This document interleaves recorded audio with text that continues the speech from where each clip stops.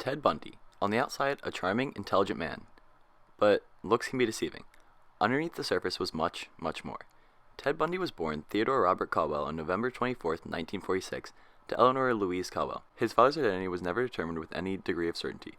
Bundy started out lonely and shy as a child. In addition to this, his mother posed as his sister instead of raising him. Caldwell moved to her parents' house in Philadelphia, where Ted Bundy was brought up believing that his mother was his sister. Ted was led to believe that his grandparents were his birth parents. He looked up to his grandfather as a role model, a man who was violent in nature and considered to be a tyrannical bully. This is possibly a reason that Bundy turned out the way that he did.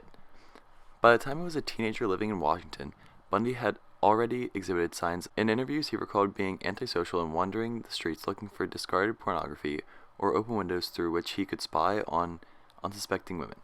By 1972, he graduated college and showed great promise in a career in law or politics. However, this future turned out to be not so bright after all. Bundy's first known sexual attack happened in January of 1974.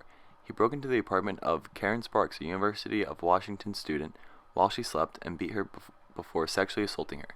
Roughly a month later, in February, Ted committed his first known murder. He broke into the apartment of Linda Ann Healy, another University of Washington student, beat her, and then abducted her. Her remains were found at a Taylor Mountain site, where Bundy left multiple victims.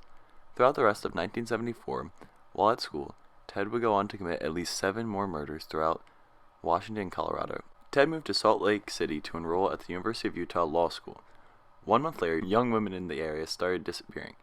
One of the first to be linked to Bundy is Melissa Smith, who was the daughter of a Utah police chief. However, he later confessed that his first victim was Nancy Wilcox. He killed Nancy 2 weeks before he killed Melissa. On November 8, 1974, Carol Duranch was leaving a mall in Murray, Utah, when Bundy approached her, introduced himself as Officer Roseland, and told her that someone had tried to break into her car. Carol agreed to go with Bundy to the police station to file a report, but very quickly, things did not add up for her. Ted tried to handcuff her in the car, but accidentally put both cuffs on one wrist. Carol was able to escape the car and get away. In August 1975, police attempted to stop Bundy for a driving violation. He aroused suspicion when he tried to get away by turning his car lights off and speeding through stop signs.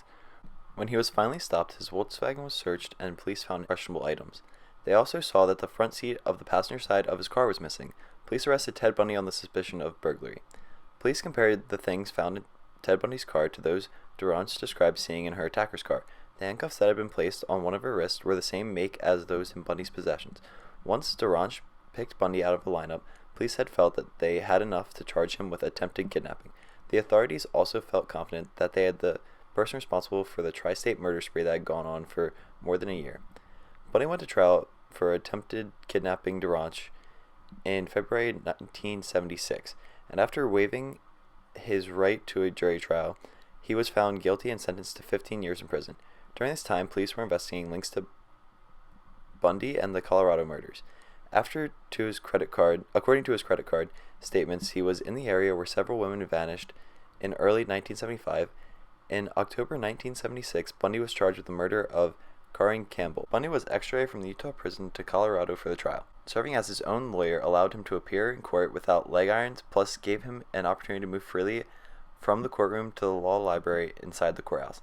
In an interview while in the role as his own attorney, Bundy said, "More than ever, I am convinced of my own innocence." In June 1977, during a pretrial hearing, he escaped by jumping out of the law library window. He was captured a week later.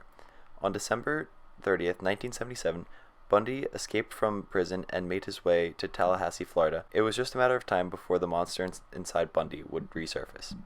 On Saturday, January 14th, 1978, Bundy broke into Florida State University Chi Omega sorority house and bludgeoned and strangled to death 2 women. He beat 2 others over the head with a log. They survived, which investigators attributed to their roommate, Nita Neary, who came home and interrupted Bundy before he was able to kill the other 2 victims. The same night, another woman was attacked and the police found a mask on her floor, identical to the one found later in Bundy's car. On February 9th, 1978, Bundy killed again. This time it was 12-year-old Kimberly Leach who was kidnapped and then mutilated. Within a week of the disappearance of Kimberly, Bundy was arrested in Pensacola for driving a stolen vehicle. Investigators had eyewitnesses who identified Bundy at the dorm and Kimberly's school. They also had physical evidence that linked him to 3 murders, including a mold of the bite marks found on the flesh of the sorority house victim.